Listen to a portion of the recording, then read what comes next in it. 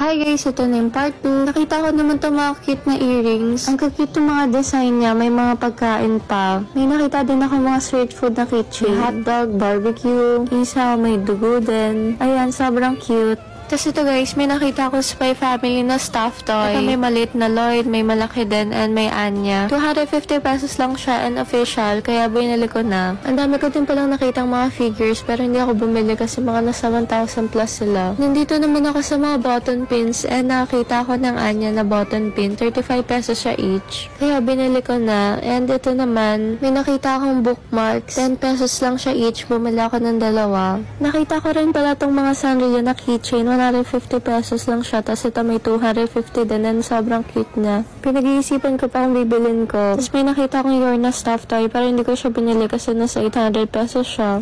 Bumalik ulit ako dito sa mga keychain kasi gusto ko talaga bumili. Kaya ayan, namili na ako ng design. Yung napili ko itong Kuromi na 250 pesos. Ito na guys, lahat ng binili ko. Pumunta naman ako dito sa may Bazfam Studio. Tapos ang ganda, nakita ko itong Anya na figure. Ang laki niya. Madami din pala mga Pop Mart na blind box dito. Pumunta naman ako sa Miniso and pumunta ako dito sa mga blind box. Nakita ko tong Disney na blind box and gusto ko makuha si Mickey Mouse. 499 pesos siya. Ganito yung itsura niya. Ang ganda ng packaging niya. Pinag-iisipan ko ba kung bibilin ko siya, baka hindi ko naman makuha si Mickey Mouse. Nakita ko naman itong mga cotton buds. May mga iba't iba siyang color. Itong color pink yung pinili ko. Ang ganda ng lalagyanan niya. Pumunta na ako sa cashier para bayaran and 129 pala yung price niya. Pagtapos nun, pumunta ako dito sa may Fairyland para i-film yung ASMR restocking challenge. Napanood ko kasi ito sa TikTok kaya ginawa ko din siya dito sa may Fairyland.